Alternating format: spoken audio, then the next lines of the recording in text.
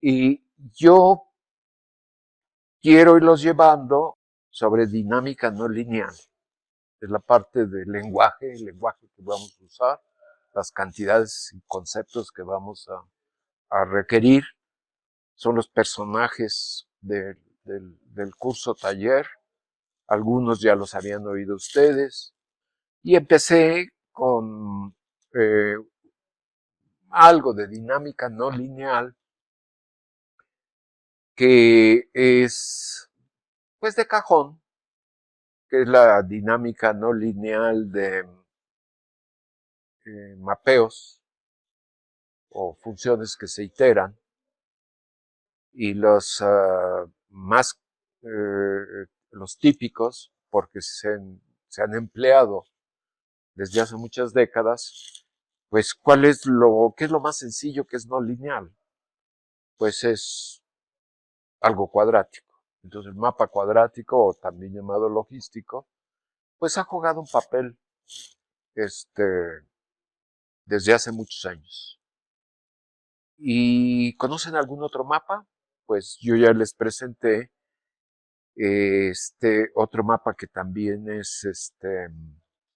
tiene un extremo, máximo o mínimo, un mínimo digamos, y se coloca tangente a la recta 45 grados. Puede ser una parábola también, no necesariamente una parábola, nada más algo que tenga un mínimo. Y hay otros mapas que son conservativos, el mapa estándar. Y hay otros, obviamente hay muchos. Entonces fíjense, de eso hablé al principio, cuestiones importantes sobre estos mapeos no estaban suficientemente eh, exploradas, detalladas, conocidas por la comunidad internacional. Por ejemplo, teoría de números es asunto de muy puro, de matemático puro. Pues es muy atractivo, muy intrincado, muy complicado, y es toda una profesión. Y curiosamente no hay aplicaciones en la física, no abundan. Y en este curso taller vamos a sorprendernos. Voy a lo de hoy. Empezó hoy lunes un evento científico que es una celebración de cumpleaños de un colega.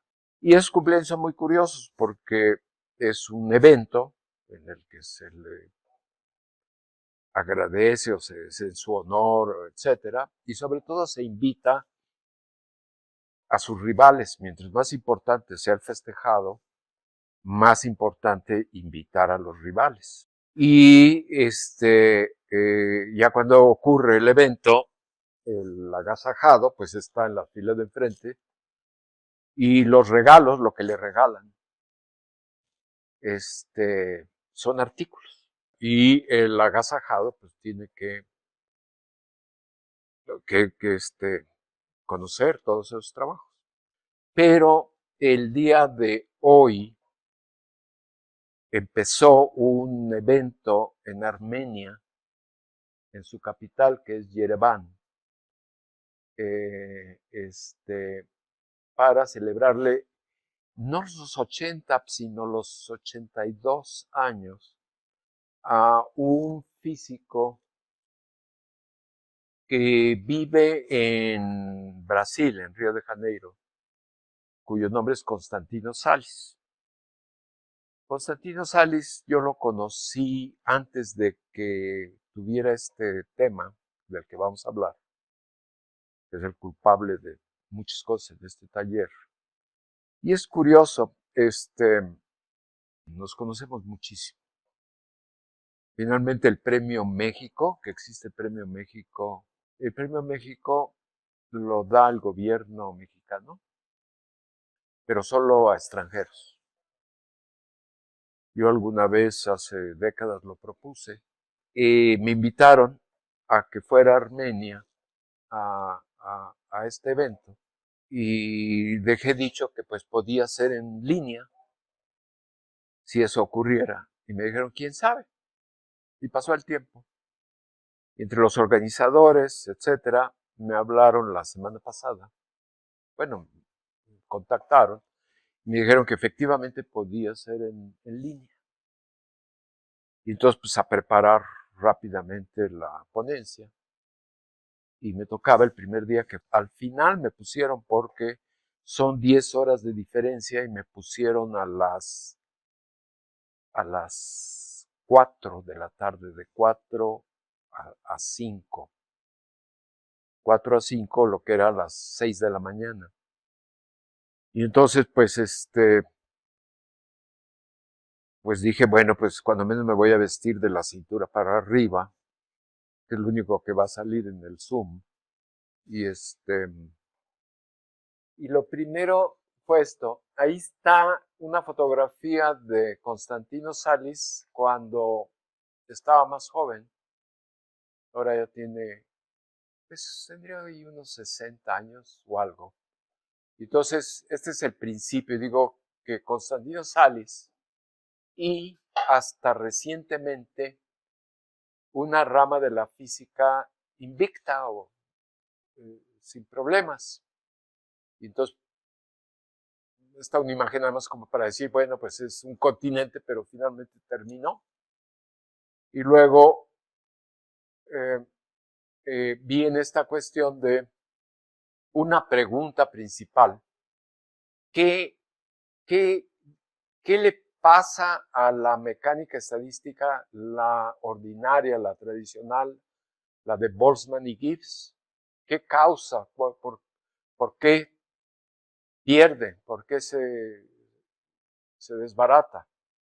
Y luego una clave, algo clave, que es decir, hay un parámetro Q y se pregunta uno si ese parámetro Q está fijo para cuando se logra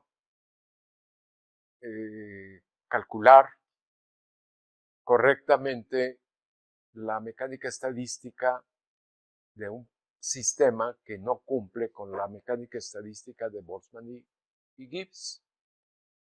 Y claro, está esta cuestión de, que sí ya se las mencioné, de que la mecánica estadística de equilibrio descansa en dos propiedades. Ya lo vimos, ¿verdad? La ergodicidad, que quiere decir de manera rápida, sencilla, que promedios en el tiempo es lo mismo que promedios entre todas las configuraciones posibles que el sistema puede generar. Y mezclado, que tiene que ver con, ya lo mencionamos, con el hecho de que existe una flecha en el tiempo en los procesos espontáneos, naturales, aquellos que llevan a que crezca la entropía y hay una pérdida de memoria. Ya lo habíamos mencionado, ¿verdad? Resulta ser que Constantino Salis estaba aquí en un evento que era de 3 naciones, Francia, Brasil y México, en este instituto en 1985. Y yo no estaba aquí, yo estaba de sabático, yo estaba en París, no me tocó, pero luego lo vi todo como ocurrió.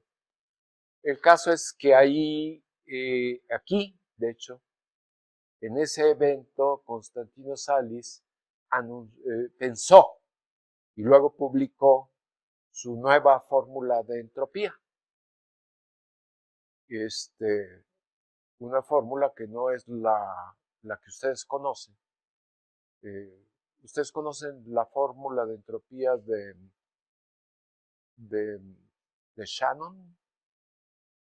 Bueno, Boltzmann trabajó en esto, pero la que le pusieron en su tumba, en su lápida, es que la entropía es una constante, que es la constante de Boltzmann, por el logaritmo del número de maneras en que puede organizarse organizar sus moléculas, sus partículas, un sistema aislado.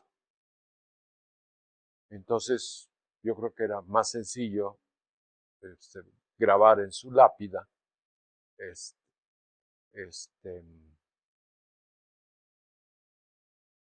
que la entropía es menos esa constante por el logaritmo de ese número. Pero existe otra fórmula que la deben conocer ustedes en términos de probabilidad. ¿La han visto? Que es, bueno, me voy a ir más rápido. El caso es que produjo su resultado, anunció Constantino Salis esta nueva fórmula y pasó por alto que lo más importante era el límite de validez de la mecánica estadística de Boltzmann y Gibbs. Entender por qué, cuál es la razón profunda, o no profunda, pero realmente entender por qué una rama de la física deja de ser válida, es lo más importante. Entonces es una frontera, es un límite. Y después de ese límite, pues vayan ustedes a saber qué lo reemplaza. ¿Cuál es la extensión o generalización o modificación? ¿Cuál es la nueva teoría que reemplaza a la que pues ya tuvo un problema grave, ¿no? Eso es lo importante. Y curiosamente él no lo consideró. Simplemente dijo, es una generalización y es muy importante. Y empezaron a aparecer muchos artículos, cientos, y ahora son miles, precisamente pues publicando cálculos para la nueva entropía, aún si la antigua fórmula de la entropía era la teoría correcta. En fin, en algún momento yo, un poco fastidiado, ya no le quise dar, se le dio un nombre a su teoría, se le llamó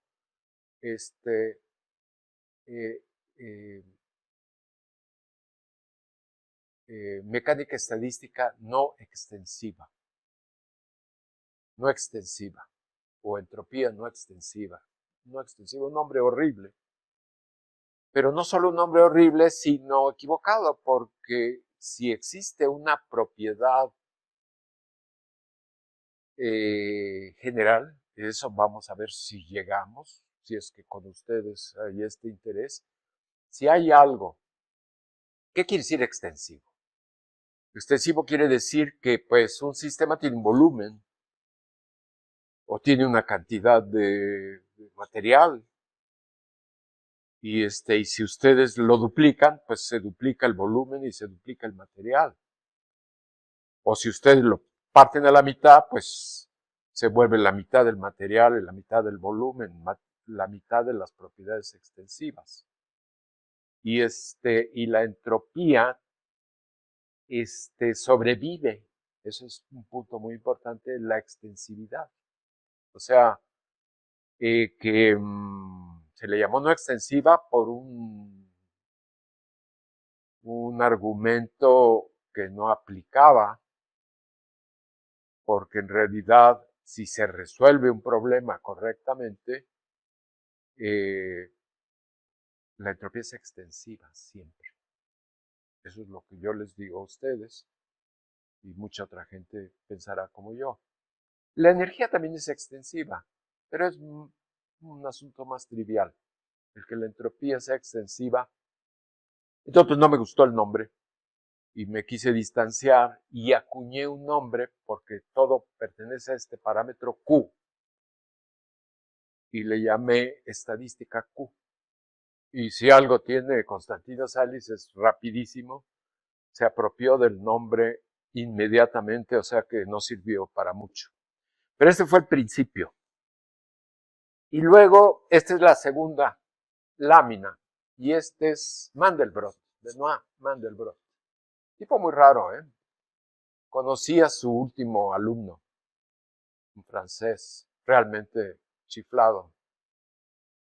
Y aquí el asunto es el tiempo que se tarda un avance en matemáticas para que se considere y juegue un papel en la física. Eso no es exclusivamente para entre matemáticas y física, sino también ocurre, por ejemplo, vamos a hablar de economía. En economía se emplean mucho distribuciones de probabilidad. Y las distribuciones de probabilidad que se han empleado ahora ya no tanto, pero las únicas era la distribución normal o llamada también distribución gaussiana. Mientras que en la física, pues ya se hablaba de otras distribuciones que no decaen exponencialmente, con propiedades competitivas diferentes, y tardaron muchos años en permear, por ejemplo. Lo mismo en astrofísica, o lo mismo en biología, o lo mismo en... Bueno, biología no tanto porque no es una ciencia exacta todavía. Entonces es ese tiempo de inmersión. Entonces la pregunta ahí es, ¿cómo es que, pero no nada más platicado, que la fractalidad se manifiesta en la naturaleza? Y la clave que se pone ahí es decir que las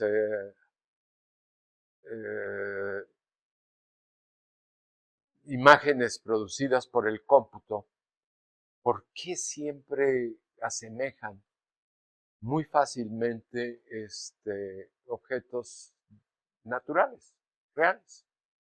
Y ustedes saben, con multifractales se pueden hacer paisajes como el que está ahí pintado, o se pueden hacer estos árboles o capilares, o miles de cosas se pueden hacer. Eso fue lo segundo que se dijo. Y luego hablo de complejidad, de esto ya hablamos, ya está repetido otra vez. La mayor brecha en la ciencia, el mismo clip de esta divulgadora, y está como la principal cuestión, ¿cuándo ocurrirá y cómo que la ciencia de los sistemas complejos parta de su etapa empírica a su fenomenológica? O sea, de recolección de datos y de percepción de patrones y ocurrencias a algo que tenga leyes de carácter universal y sean predictivas. Y ahí viene como, como, como un punto menor, por qué las ciencias exactas tienen éxito únicamente con los sistemas sencillos, ¿no? O propiedades sencillas de los sistemas complejos. Y como no voy a hablar de mi propio departamento aquí en este instituto, paso a la siguiente. Algo traigo y que estoy medio, estoy agarrando ya confianza con ustedes, ¿no? Y luego viene esto, y ahí estaba este danés, fue el moderador de mi plática, Henrik Jensen.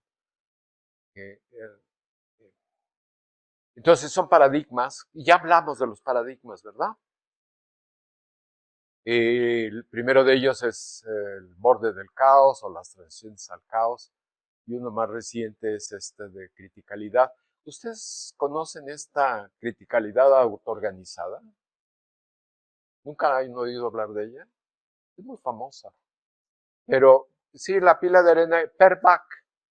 Per Bach murió joven. Yo organicé un evento de física estadística y él era uno de los plenarios. Luego se llevó a su gente a Londres y todavía existen, y uno de ellos es esta persona que fue mi moderador el día de hoy, es Henrik Jensen. El caso es que esta pila de arena es que si se suelta arena sobre una superficie plana, pues la arena se empieza a apilar, empieza a crecer el ángulo del cono, pues no es exactamente un cono, y luego se detiene, porque resbalan los granos de arena y avalanchas, a veces resbala 1, 2, 5 granos, a veces de repente resbalan 100 granos, y se les llama avalanchas, y dice que alcanza un estado crítico, como si fueran puntos críticos, pero fíjense que un punto crítico de los que se conocen en termodinámica, hay que ajustarle la temperatura, hay que ajustarle la presión, hay que sintonizarlo, porque es uno de muchos estados de equilibrio. Y aquí se supone que no hay parámetro que ajustar. Y por eso se le llama eh, autoorganizada, solita, se pone ahí. Luego resultó que los granos de arena, se pusieron a ver granos de arena, pilas de granos de arena, y pues nomás no ocurría. Pero sí ocurrió con arroz. El arroz es muy bueno para, para producir tamaños de avalancha que están distribuidos como ley de potencias. Y este es de arroz. En fin, y como estaban ahí, pues estaba lo de los paradigmas. Y luego, aquí decimos, eso fue lo de hoy, decía que nosotros sí tenemos la respuesta, que sabemos cómo y podemos llenar la brecha. Y de vuelta, pues viene el canal y vienen los artículos. ¿Ya leyeron estos dos de Research Outreach? Sí, todo lo que tienen que hacer es bajarlos, ¿no? Y son muy eh, legibles porque están hechos con un vocabulario, eso es lo que hace esa compañía. Sí me interesa que los vean. Y aquí viene lo que les dije, bueno, pues vamos a ver cómo se explica esta nueva, eh, digamos, mecánica estadística. Entonces, lo primero que dice es que las distribuciones de probabilidad en toda la mecánica estadística, la tradicional, las distribuciones decaen exponencialmente. Ya lo habíamos visto, ¿verdad? O lo había yo mencionado. Y hay dos ejemplos. ¿Saben lo que es el factor de Boltzmann? Cuando un sistema no es aislado, intercambia energía con el exterior o intercambia partículas o intercambia volumen, puede expandirse, contraerse, pero vamos a suponer que nada más intercambia energía, no importa. Vamos a suponer que intercambia energía con el exterior. Entonces, la distribución de equilibrio es un exponencial que decae. Y pues todas las distribuciones están normalizadas. Entonces, pues lo importante es qué forma tiene. Tiene la forma de una exponencial que decae. Y es la exponencial negativo de la energía de la configuración. ¿Cuánto cuesta hacer esa configuración? Poner las moléculas a esas distancias y con esas velocidades, multiplicada por Kt, donde K es la constante de Boltzmann y T es la temperatura en grados Kelvin. Boltzmann tuvo muchos, bueno, me van a perdonar hoy porque estoy de más de anécdota que de cuestiones de más que vienen a la cabeza, pero es nomás para decírselo. Boltzmann hubo una gran resistencia a que se aceptara su trabajo en su época, la segunda mitad del siglo XIX. y no convencía a nadie y tuvo más bien mucha resistencia. Y entre los que típicamente resistieron, un físico inglés escocés, Thomson, que luego se le conoció como Lord Kelvin. Entonces, Boltzmann y Kelvin, Boltzmann acabó dándose un tiro, como ustedes saben, ¿no? Pero Boltzmann y Kelvin no se entendieron y fueron, pues, antagónicos. Y fíjense que ahora, cuando ustedes van a la Facultad de Ciencias y toman una clase de termodinámica o de mecánica estadística, y entonces el profesor está escribiendo y dice que la energía libre es menos kT, K la constante de Boltzmann, y T en grado Kelvin. O sea, los pusieron juntos a los enemigos. Bueno, el caso es que decaen exponencialmente. Y luego ahí, esa fue para hoy, enfatizarles que lo que no se ha discutido mucho, no hay muchos trabajos, es no qué modificaciones se le hacen a una distribución, una función de distribución de probabilidad, sino a su dominio. Y en particular es, ¿qué tal si le carcomemos, le diluimos, le desbaratamos su dominio? Es lo que pasaría cuando se toman las ideas de Mandelbrot, que es llevar un intervalo o un área o un volumen de números reales, denso en números reales, y socavarlo a tal grado de que casi se desbarata y se vuelva un polvo nada más, un polvo de números, que es lo que sería un fractal o más técnicamente un multifractal. Y de eso no ha habido mucho. Y lo que se dijo fue que pues vamos a tomar la cosa más sencilla. Ustedes conocen de lo que está ahí arriba ese límite para la exponencial. ¿Lo han visto? Es un límite. Es 1 más n por x elevado a la 1 entre n, y es el límite cuando esa n se va a 0. No, porque no es serie de potencias, es simplemente un límite. Es un límite, pero es uno típico. Si quieren ustedes esa n, la pueden cambiar por 1 entre n, y entonces el exponente se vuelve n, y entonces la llevan a infinito. Tienen esas dos versiones. Pero, bueno, es que ahora ya no se ven manuales de matemáticas, pero... Y para el logaritmo es esta otra que está acá. ¿Sí? Típicamente. Y el exponencial y el logaritmo son funciones inversas.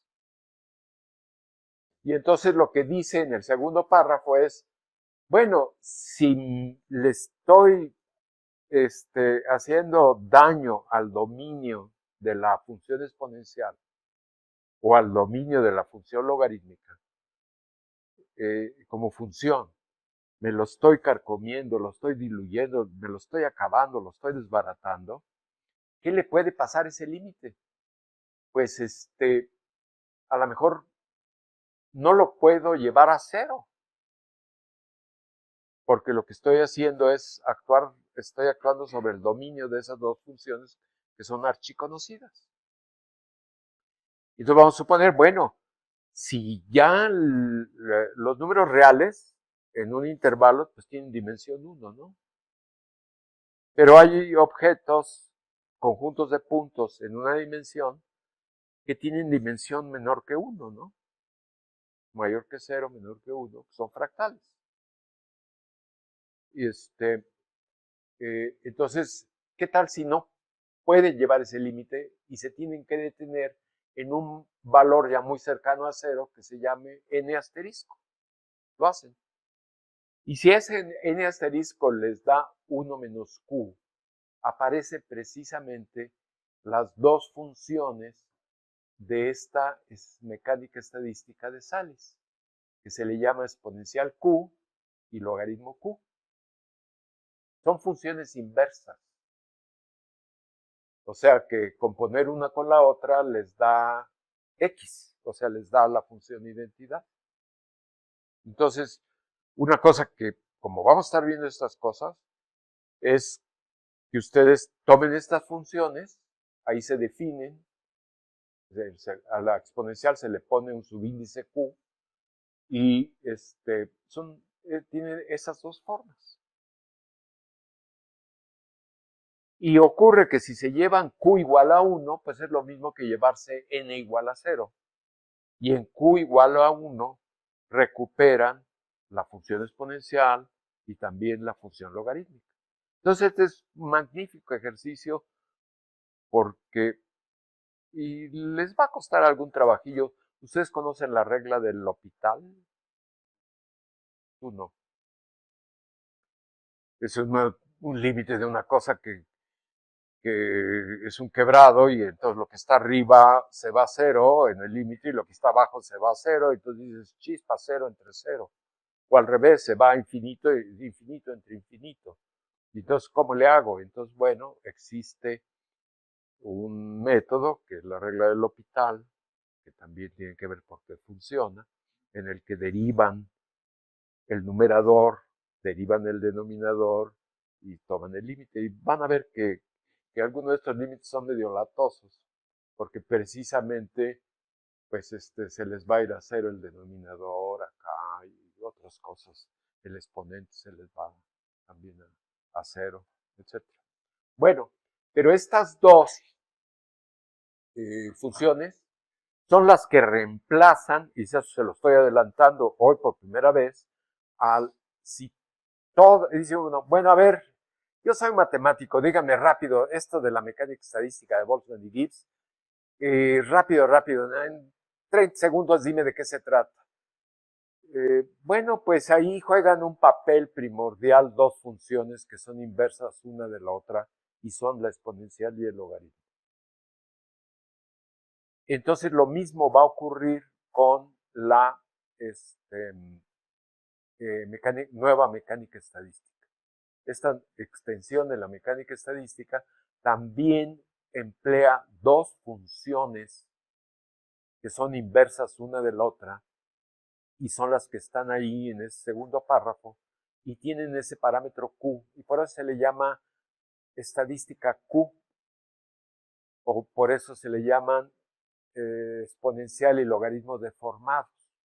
Y pueden ver que se vuelve muy interesante cuando Q no es 1 y genera leyes de potencia. Genera leyes de potencia. Y de una vez les voy a decir algo, me estoy extendiendo porque pues, es el punto. ¿Y cuál es, cierta forma se puede decir, la función que crece más rápido con la variable, con el dominio, con la exponencial? Porque la hago crecer y se me va rapidísimamente infinito. ¿Y cuál es la función que crece más lento?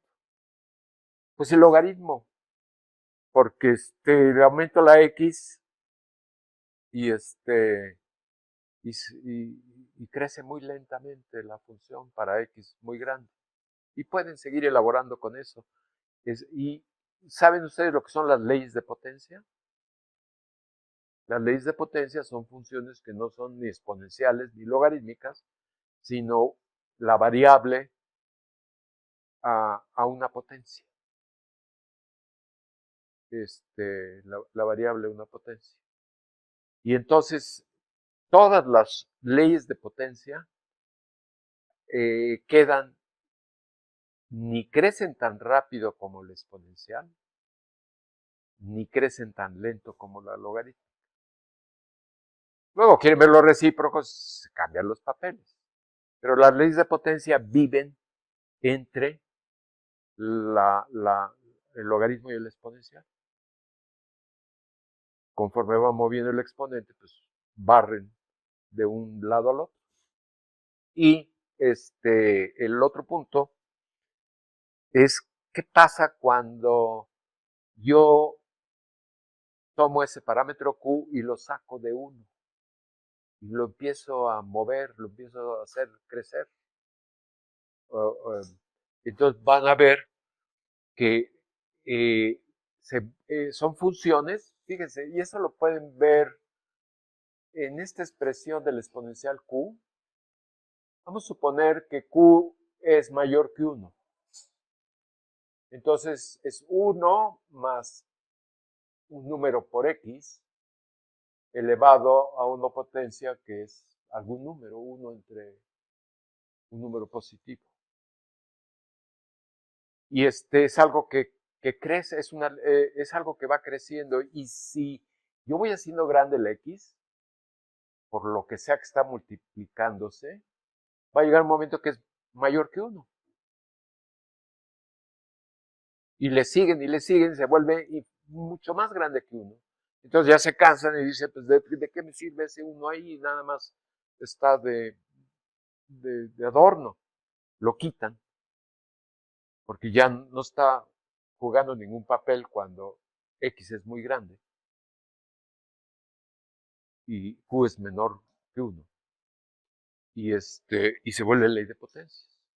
Y ahí es donde se ve que estas funciones son leyes de potencias. Para el argumento grande, nada más. Si no es grande, no, es otra cosa. Y eso va a ser muy importante en aplicaciones que vamos a ver. Pero son asintóticamente para valores de Q menores que 1, leyes de potencia. Y entonces yo le muevo Q, y entonces, ¿qué me va a dar? Pues que a lo mejor ya no hay tanta distancia, la que había entre logaritmo y exponencial, se va cortando, se va cortando, se va cortando. Ya la exponencial Q y el logaritmo Q para ciertos valores de Q, ya no queda tanto entre ellas, se van acercando. Y luego dicen, ¿las puedo seguir acercando? Sí, las puedes encimar. Y eso va a ocurrir, vamos a ver, para Q igual a 2. Para Q igual a 2, y si las pegan las dos funciones no son iguales. Pero la parte que es de ley de potencias es igual. Y eso vamos a ver, es fantástico porque va a tener que ver con esta ley de Zipf que les mencioné. Y va a tener que ver con esta ley de Kleiber que les mencioné. Porque va a llegar un momento que se empatan y dicen, pues crecen tan rápido, crecen igual de rápido. Y sus recíprocos decrecen igual de rápido. Y dicen, bueno, pues si le sigo, pues le voy a seguir, voy a sacar Q, pues ya mayor que 2. Y entonces pasa algo inédito. El logaritmo Q crece más rápido que la exponencial Q. Se cambian los papeles. Y todo esto se lo estoy diciendo porque juega un papel a la hora de la hora, ya sea que les interesa la dinámica vítrea o les interesa el árbol de la vida o les va a interesar la teoría de juegos o cualquiera que sean los temas, esto sí es necesario que lo conozcan, que tampoco es el fin del mundo. Las funciones no son tan difíciles de... Entonces, y lo que dice acá finalmente es que, que nuestro trabajo, pues eso es lo que hacen los mapas. Fíjense que yo tengo un mapa que es una parábola, o tengo un mapa que es tangente a la línea 45 grados, o tengo un mapa no lineal. Y y tiene atractores. O sea, chupa las trayectorias, se las captura y las retiene dentro de las posiciones que forman el atractor. El atractor es un conjunto de valores, de posiciones de la variable X, de la f de X. Entonces, si yo agarro y preparo muchas posiciones iniciales que cubran todo el intervalo de definición, todo el dominio del mapa, y yo itero, tengo un ensamble, tengo un conjunto tan grande como quieran de trayectorias y las suelto, están fuera del atractor y se van acercando, se van acercando, se van acercando, voy iterando y el atractor las captura. Y al capturarlas, si el atractor no tiene carne y hueso, es decir, tiene dimensión menos que un intervalo de números reales, entonces, pues, estoy carcomiéndome. Vamos a suponer que puse una distribución gaussiana o uniforme al principio. Está definida en todos los números reales. Y el atractor las captura y al capturarlas, pues ya no las deja ir. Y si el atractor es un conjunto de posiciones, y si ese conjunto de posiciones no tiene la medida de los números reales, a lo mejor sí se hizo chiquitito, se hizo muchas banditas, muchos intervalitos, y la suma de las longitudes de todos los intervalos, pues es la millonésima parte de lo que era al principio, pero todavía tiene longitud. Entonces, no pasa nada. Se puede tomar el límite ese que está ahí con n hasta 0 y tan tan. Y si le siguen ustedes y se preguntan por su mecánica estadística, pues Boltzmann y Gibbs se ríen a carcajadas y dicen, pues no pasó nada. Trataron, pero no nos pasó nada. Pero si el atractor ya no contiene la medida, la dimensión de los números reales, y esos son los atractores en las transiciones al caos.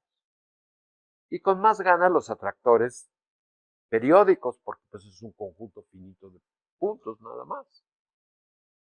Si es periodo 512, pues son 512 puntos. Y si ustedes pusieron números reales, pues aquello terminó en 512 puntos. Medida cero respecto al original. Y eso es lo que hace estos mapas disipativos, sobre todo en las transiciones al caos, y eso es lo que les dije a estas personas, porque dije, les voy a dar una demostración en una página. Y luego viene esto, que es ustedes conocen la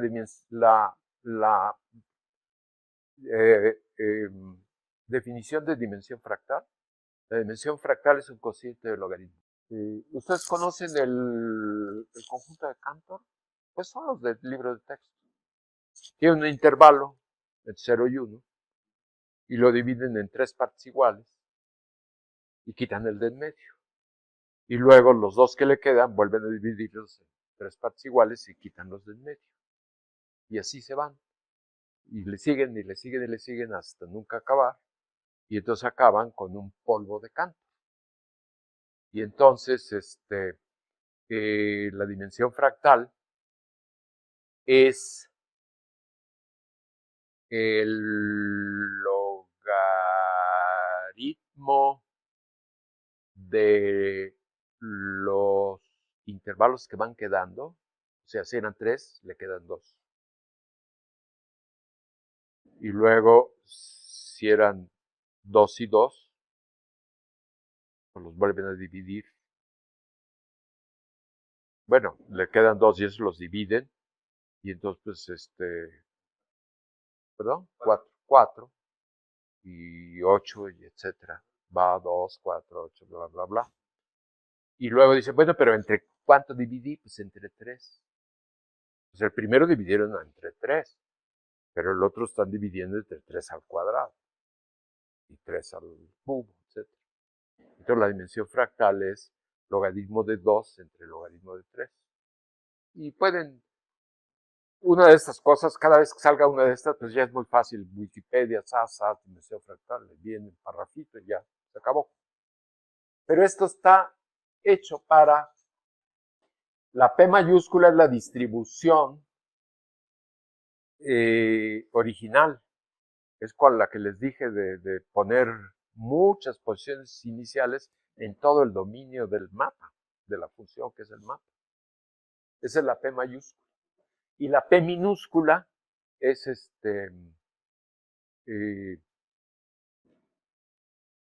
la distribución final ya dentro del atractor, que es otra cosa. Y entonces se define como si fuera dimensión fractal y se le bautizó dimensión de contracción. Y pues está aquí en un artículo y también se verá, pero el punto fue que en 1988 Constantino Salis quiso hacer el principio de máxima entropía. Ustedes han hecho esa deducción de optimizar, saben maximizar. El método de máxima entropía, ¿les suena o no les suena? El método de máxima entropía es que quiero encontrar la entropía que es máxima de este conjunto de posibles entropías. Y entonces me quiero encontrar cuál es la máxima, la fórmula de la máxima. Y entonces usan lo que se llama el método de multiplicadores de Lagrange. ¿Les suena o no les suena? A ustedes sí, todo esto para acá. Eventualmente va a ser súper útil y tampoco es tanto. Entonces escribe uno quien va a hacer eso que quieren determinar máximo, y el método de multiplicadores de Lagrange dicen, pues es que si quiero encontrar maximizando, que es siendo una derivada igualarla a cero, y luego ver que sea máxima, la distribución que me hace máxima es entropía. La entropía de Shannon, o de la común y corriente. Entonces, dice, bueno, pues si es una distribución, tiene que estar normalizada. Tiene que ser su integral o su suma igual a 1. Porque las distribuciones las normaliza 1 para que las probabilidades sean entre 0 y 1. Y entonces lo que resulta es que escribe uno un término y le pone uno una cantidad desconocida que se llama multiplicador de Lagrange. Esto, por favor, búsquelo, luego al rato va a salir de vuelta. Y lo multiplica uno por lo que es normalizar. Pues es la suma de todas las probabilidades. Dice, no basta. En estos casos que están con el factor de Boltzmann, pues les interesa la energía. Dice, bueno, entonces voy a poner otro término más. Pongo un factor, que es otro multiplicador de Lagrange, y ahora pongo el promedio de la energía. Y el promedio de la energía, pues es la energía de cada configuración multiplicada por su probabilidad para hacer promedio. Estoy haciendo un promedio. Si creo el promedio de la energía, pues pongo la energía del estado I multiplicada por la probabilidad del estado I, y luego sumo para todo I. Entonces ya tienen escrito eso, lo derivan, lo igualan a 0, chambean, sacan la probabilidad y le dicen, pues nos dio una exponencial que decae. Y entonces, ¿cuál fue la máxima entropía? Pues es la que tiene el factor de Boltzmann. O si se quiere poner más elegante, se hacen un cálculo de algo que tenga que ver, por ejemplo, con una variable que tanto pueda ser negativa como positiva, como las velocidades. En la que una velocidad, pero va para allá, y la misma velocidad, pero va para el otro lado. Entonces lo hacen y les da la distribución gaussiana. Entonces, por ejemplo, ¿saben lo que es el teorema del límite central? Les voy a decir, el teorema del límite central, sí, no voy a acabar la plática. Bueno, yo creo que sí, pero el teorema del límite central dice lo siguiente. Yo tengo una distribución de probabilidad, de tal manera que el dominio, los valores de las variables p de x, la x, lo que se le llama una variable aleatoria, porque yo digo, ¿cuál es la probabilidad que me dé ese valor? Pues P de X. Y luego dicen, bueno, pero yo quiero la probabilidad de X1 y X2. Bueno, ¿cuál es la probabilidad de que me salga en un volado X1 y en el otro volado X2? Pues P de X1 más X2. Se suman los eventos. Se suman los eventos. Es lo mismo que una caminata aleatoria que va dando pasos. Entonces, pues quiero la probabilidad de que llegue ahí en 2 pasos, pues suman los 2 desplazamientos. 100 pasos, pues suman los 100 desplazamientos. Y empiecen con lo que empiecen, que la probabilidad de dar un paso sea lo que ustedes decidan. No importa con quién empieza, cuál es la distribución de probabilidad con la que empiezan. Ustedes lo que les interesa es calcular la probabilidad de una suma de una muestra de todos la suma de todos los valores de la muestra que hicieron. O sea, 100 volados, una caminata de 100 pasos, o más y más y más. Y entonces, no importa con qué distribución para un solo evento empiezan, la de 2 eventos ya es distinta. La de 3 eventos varía, va variando. ¿Y saben qué? Llega a un límite. Y en el caso de que lo mismo haya valores positivos que negativos, con igualdad de probabilidad, se les forma la distribución gaussiana. Entonces, hay muchísimos ejemplos de esto. O sea, si agarran ahorita toda la gente que está en el instituto y suenan la alarma del sismo y salen todos, dice, pero ahora se me forman y se calcula, los forma uno y les mide uno su estatura. Y entonces, como van a ser 400 gentes, supongan, casi da gaussiano. Y lo mismo pueden hacer con lo que ustedes gusten. Y la gaussiana decae exponencialmente, o sea, que sí no van a encontrar a nadie que tenga 3 metros de estatura, ni tampoco van a encontrar a alguien de 30 centímetros.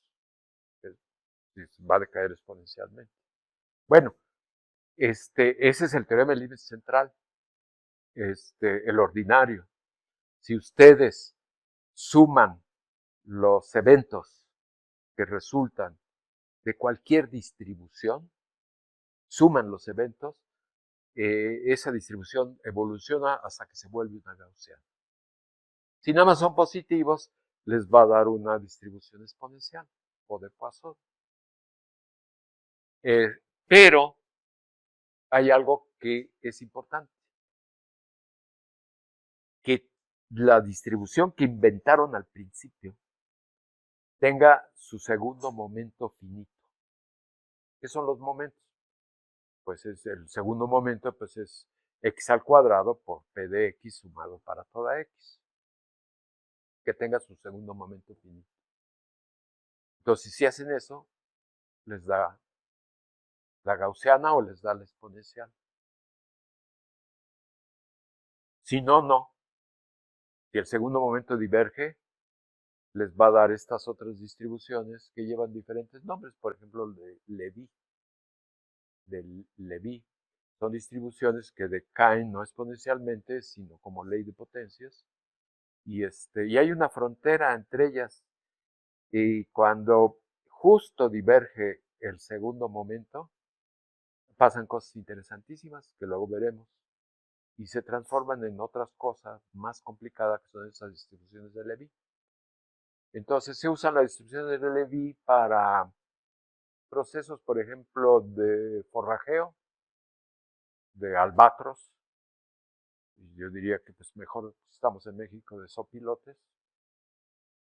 Pero eso, entonces el teorema del límite central no es único, cambia, se transforma en otra variante cuando el segundo momento diverge. Pero el método de máxima entropía del que estaba yo hablando, y entonces si ustedes hacen el método de máxima entropía y lo resuelven, les da la gaussiana. Entonces la de gaussiana también es de máxima entropía. Claro, ahí está escondido que el segundo momento sea finito. ¿La restricción para el multiplicador de Lagrange es el volumen? No, varía, depende de cuál sea la chamba. En el caso de mecánica estadística, muy frecuentemente es el promedio de la energía. En otros problemas es el promedio de algo que resultó ser cuadrático para la gaussiana o algo que resultó ser lineal para la de Poisson.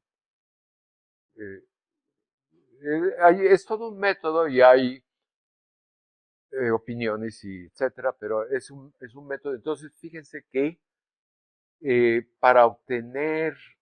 La restricción no puedo resolver. Sí, no puedes. Pero además es de cajón. Lo que les estoy queriendo ahora resaltar es que si yo busco cuál es la distribución que me da la máxima entropía, uso el método de multiplicadores Lagrange, y si usé todos los números reales, pues me dice que es la gaussiana. Y entonces digo, pero yo quiero otra cosa diferente que no tiene nada que ver, el teorema del límite central. Yo quiero sumar posiciones, quiero sumar los valores de las variables. Pues también da gaussiana. Y entonces concluyo, el teorema del límite central me está dando la distribución de máxima entropía, porque la obtengo por los dos caminos. Y cuando ven ustedes variantes como las que les mencioné, pues se vuelve interesante porque hay otras cosas, no todo es así. Y entonces, Constantino usó el método de máxima entropía y obtuvo, ya diciendo, no vamos a pedir que sea algo la distribución, vamos a usarlo. Porque hubo un cierto grupo de personas, y esto fue su segundo artículo. Su segundo artículo, voy a usar el método de máxima entropía. A ver, ayúdenme, no sé qué, ahí en el corredor, conozco a la gente en ese corredor del Centro Brasileiro de Pesquisas Físicas. Y entonces, pues nos da que la distribución, en lugar de ser la exponencial, que es el factor de Boltzmann, me da un exponencial Q que decrece. Fabuloso. Ahora la entropía. Y entonces, y le da la entropía, pero le da con diferente Q. Y ahí fíjese que me estoy tardando tanto porque le estoy dando los elementos. Por ejemplo, el recíproco de un exponencial es un exponencial. E a la X es E a la menos X, ¿no? Pues el recíproco de un exponencial Q también es un exponencial Q, pero no con el mismo Q. Entonces, ya se los dije, dicen, pues, como ustedes se tiran al ruedo luego, dicen, pues a ver, voy a calcular el recíproco, bla, bla, bla, y les va a dar que tiene otro Q que es 2 menos el Q original. Y entonces, le di una entropía con otro Q y no le gustó. Y le dijo a su colega, Evaldo Curado, yo quiero que me dé el mismo Q, modifica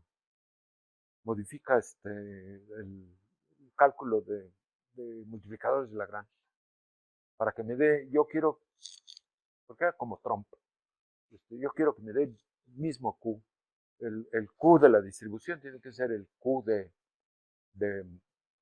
la entropía, y que lo publican, la variante, publican una errata y luego publican y entonces ahí fue la primera vez que se le echó todo el mundo encima. Porque dijeron, bueno, es que no tiene lo que hicieron fue poner P a la Q. Y entonces pues saltó alguien y dijo, pues si está haciendo el promedio de la energía, ese no es ningún promedio. Pues, energía por P a la Q no hace sentido. Y empezaron las cuestiones. Y se hizo una discusión que duró años. Pero nosotros calladitos, con nuestra manera de ver las cosas, lo que vimos fue, es que hay que distinguir entre la distribución inicial, porque ellos nunca piensan en fractales, y la distribución ya dentro del atractor, P mayúscula y P minúscula, y están relacionadas de esa forma, y si hacen el procedimiento de máxima entropía para P minúscula, lo están haciendo con los términos físicos, los correctos. Y habíamos visto la ecuación de Landau, ¿verdad? ¿Alguna pregunta sobre la ecuación de Landau? Rho es la densidad de un fluido en la posición R al tiempo t. Omega es la energía libre, la que se llama gran canónica. Ya ven que hacen transformadas de Legendre, ¿no? Sí, sí.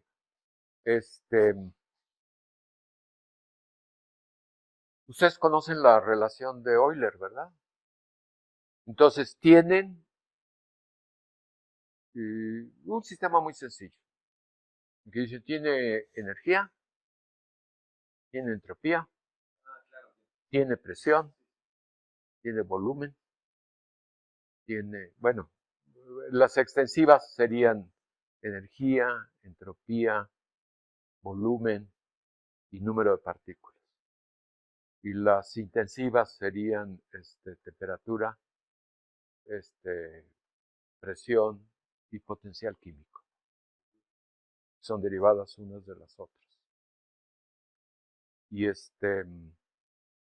la relación de Euler es que la energía U es una suma de productos de variables extensiva e intensiva que están acompañadas. Porque la derivada de la energía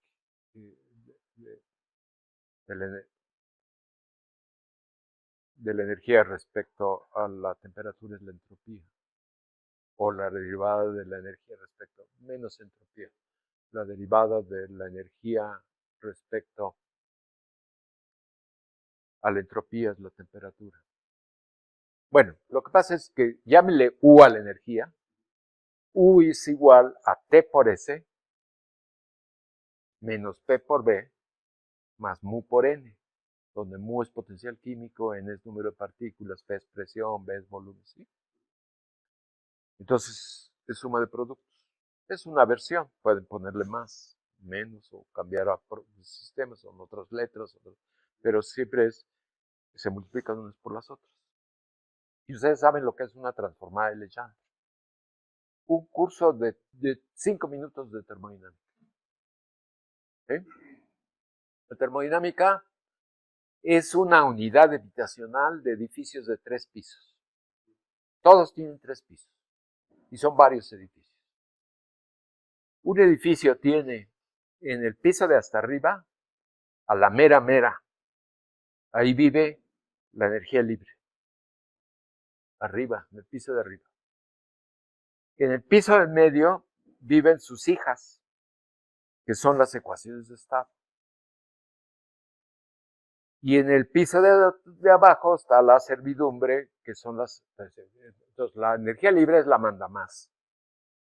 Es la que se va a hacer mínima en el estado de equilibrio. Es la mera. Las ecuaciones de estado son sus primeras derivadas de la energía libre. Si la energía libre tiene 3 variables, pues tiene 3 primeras derivadas, hay 3 ecuaciones de estado. Luego se va a ver que no todas son independientes, todas menos una. Y en el piso de abajo están lo que se llaman coeficientes de respuesta o tienen otros nombres que son relacionados a las segundas derivadas. En el laboratorio se miden nada más las segundas derivadas, que son los calores específicos, las compresibilidades térmicas, la susceptibilidad magnética, coeficiente de expansión, son segundas derivadas. Eso es lo que se mide en el laboratorio. Y ustedes quieren conocer lo que está en el piso de arriba. Entonces tienen que integrar, pero para integrar tienen constante integración. Y luego quieren, apenas llegaron a las ecuaciones de estado, les faltan constantes de integración. Y luego quieren llegar al piso de arriba, y es constante de integración, ya son funciones de integración. Entonces el experimental sí tiene problemas porque lo que mide su camino para llegar a la energía libre y poder decidir, hablar el lenguaje de la termodinámica, que sí es de equilibrio y que el mínimo y que bla, bla, bla, tiene esos obstáculos. Pero el teórico no, el teórico empieza con la energía libre, pues para que se hace tonto. Nada más que no la va a poder calcular de manera exacta. Entonces, lo que tenga lo deriva y le da las ecuaciones de estado y lo vuelve a derivar y le da los coeficientes de respuesta, los calores específicos, etc. Luego, dice, ¿qué energía libre usas? Pues la energía interna. No, está rete difícil. Para que tú uses la energía interna, pues vas a necesitar, es que es un sistema aislado, cerrado. ¿Por qué mejor no usas algo que permita intercambio de energía, que no tenga la energía constante? Y entonces, pues lo voy a hacer, pero si lo hago y reemplazo S por T, yo no puedo reemplazar una variable por su derivada, pues no me va a dar. Y entonces lo que se hace es muy curioso, porque si ustedes tienen una función, la pueden representar con sus coordenadas cartesianas, X y Y,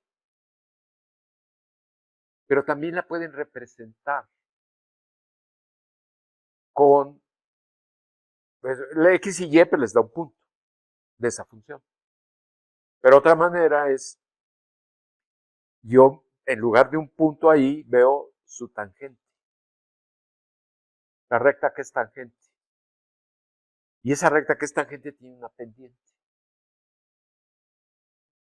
Y eso ya tengo una variable. Y la otra, pues le sigue la recta hasta que corta el eje Y, el vertical.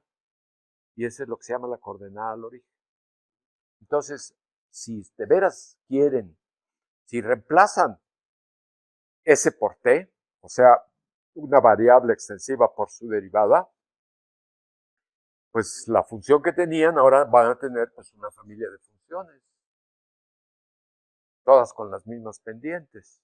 Pero si quieren la misma función de veras, y ya les cayó gordo las cartesianas, pues ahora usan la pendiente y la coordenada al origen. Entonces, cuando una función la reemplazan, su X y Y, por su pendiente y su coordenada al origen, están haciendo su transformada de Legendre. Y entonces pasan de la energía interna a la energía libre de Helmholtz, eliminando S a favor de T, pero bien hecho. Y luego dice, pues ya me gustó, lo quiero seguir haciendo. Ah, pues ahora elimina N por mu. Y entonces hace uno 2 veces la transformada de Legendre. Y cada vez que se hace una transformada de Legendre, la mecánica estadística es más fácil. Se lo estoy ahorita platicando. A tal grado que eso es una cosa que no está escrita, que me la enseñó alguien que ya murió en Nueva York. Pero valdría porque ahora me lo encontré en otro contexto. Porque pasa uno ensambles, ¿no? El ensamble microcanónico es el sistema aislado. El ensamble canónico es el que permite que haya cambios de energía y lo que es constante es la temperatura. El ensamble gran canónico es el que permite que también haya intercambio de partículas, pero lo que es constante es el potencial químico.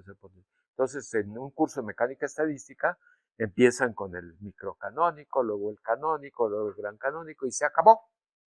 Y hay otra historia, cuando no quieren empezar con la energía, sino quieren empezar con la entropía, todo se repite. Y es otra unidad habitacional, pero en un país soviético donde ahora no son energías libres, son transformadas de Legendre las entropías. Ustedes conocen el libro de Kallen, ¿no? Que está copiado de Laszlo Tisza, el húngaro, pero pues si quieren, véanlo porque pues lo que se hace. Entonces, resulta que cada vez que, fíjense que la vida simplifica eso, pero eso se necesita. Dice, ¿tú has hecho mucha mecánica estadística? Sí. ¿Has resuelto algo con el ensamble microcanónico? Pues a duras penas, pero con el canónico sí pude, y con el gran canónico mucho más fácil. Entonces tienen U menos TS, es la de Helmholtz. U menos TS, más mu n, menos mu n, es el omega, que ya les da nada más menos PB, ¿no? Porque ya se pasaron todo para el otro lado. ¿Y qué tal si pasan y dicen, yo no me aguanto, quiero hacer otra transformada de Legendre y voy a vender el menos PB para tal? No, pero entonces me da U menos TS más PB más mu n es igual a 0. Ya me dio 0. Ya no pude. Ya nos detuvimos. Se facilitó. ¿Y saben qué? Lo pueden bautizar como el ensamble 0. Y la vida es todavía más sencilla. Entonces, eso no está en el Kallen, pero el ensamble 0. Entonces, ¿dónde andábamos? Que esta es U menos TS, U más TS menos mu n, que es menos PB. Y es una energía libre, hecha y derecha, que tiene sus variables, y la sacan para el equilibrio. Y ahí donde tenía N y B, pues hacen N entre B y les da ρ, la densidad. Y pues ya la tengo. Bueno, simplemente porque somos muy mañosos, agarras la ρ que te dio para un sistema inhomogéneo, digamos, un equilibrio, una intercara líquido-vapor, o cómo se hace un líquido pegado, un vaso de agua pegado a la pared del vaso de vidrio, que no es constante la densidad.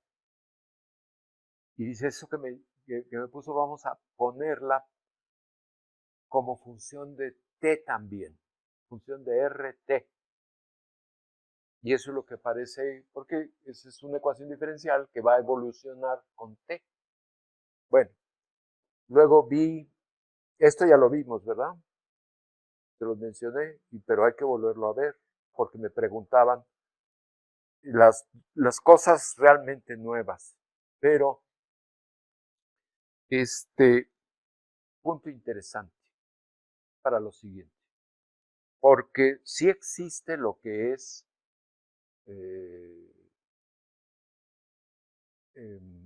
sistemas térmicos. Los sistemas térmicos, que son los de cajón, son sistemas hechos por moléculas. Pueden llegar a ser polímeros, pueden ser proteínas, pueden ser, etcétera. Pero también están los magnetos, están hechos de momentos magnéticos. Son los sistemas térmicos. Los sistemas térmicos son los que hasta antes de la 4T existían para las gentes en termodinámica. O sea, los sistemas térmicos es sistemas de los que estuve hablando, en que las variables son temperaturas. Están hechos de grados de libertad que pueden ser moléculas o pueden ser momentos magnéticos y son cristales. Se puede uno extender, pero siempre está la temperatura, ¿no? Siempre está la temperatura. Y son los tradicionales, son los que tienen, si se mete al laboratorio, son los que tienen calor específico. Y los mapas no. Los mapas no tienen nada de térmico porque pues están nada más en la computadora, ¿no? Bueno, ni en la computadora, en la hoja del lápiz ponen f de x es igual a r por x por 1 menos x. R entre tanto y tanto y x entre tanto y tanto. Pues eso es todo, ¿no? Y dice, bueno, pero vamos a jugar, ponle x0, ponle el valor de r tal, y luego pone x0, ya x1, x2, x3, y entonces ahí ya tengo trayectorias, y entonces, pues es que las trayectorias todas van a un final, que es el atractor. Y luego pues, nos vamos a hablar que una cosa es atractor y otra cosa es repulsor, está duplicado el asunto. Pero estamos hablando hoy más de atractores, o hasta ahora. Y y ahí no hay temperatura. Tampoco hay moléculas. Entonces es una X nada más y un F de X, y no hay más. Y le mueven, y llegan al diagrama de bifurcaciones que hemos visto, que ya describimos, que si el del logístico, que si la cascada de duplicación de periodos, que los atractores caóticos, que se rompen en bandas, y podemos gastarnos mucho, mucho tiempo descubriendo más y más y más detalles. Y no tiene nada que ver. Pues, ¿cómo va a tener que ver? Pues, si uno es un pedazo de papel y el otro pues, es material de veras, ¿no? No tiene nada que ver. Pero curiosamente ya les dije cosas así con toda ligereza. Les dije, aquí hay atractores. Bueno, sí.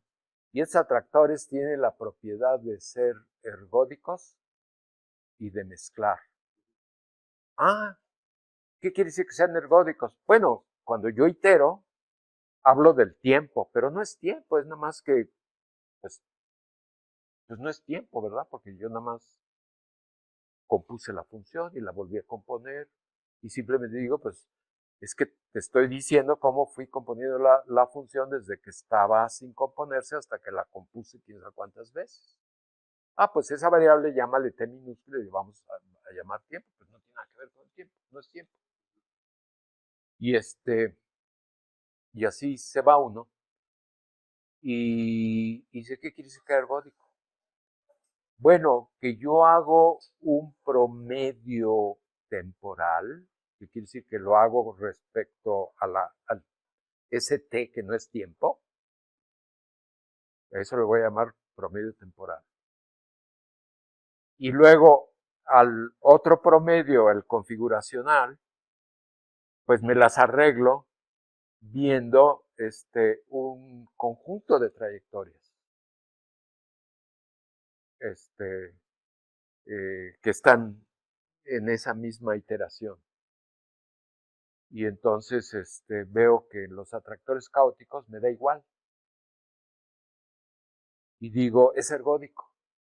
Y algunos de ustedes tendría que decir, pero pues, a ver, acláramelo, porque según yo ergódico es agarrar un sistema que tenga temperatura de veras, que tenga moléculas de veras, y yo hago una medición que me tomó tiempo de veras, y hago mi mecánica, o sea, son distintos, no son sistemas térmicos, estos son sistemas matemáticos, para decirlo.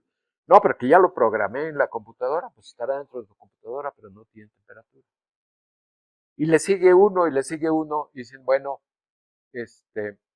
yo me la buscaba aquí, aún aquí hace años, diciendo, pues es que este hombre está loco porque nos habla de de analogías o de cuestiones, dices, pues ¿dónde está la temperatura en ese diagrama de bifurcación? No, pues no tiene ninguna temperatura. ¿Dónde está todo lo demás? Pues no está. Y entonces, para ya no alargarlo, porque ya llegamos a las 6, el asunto es que existen analogías. Es como dos idiomas, alemán y español.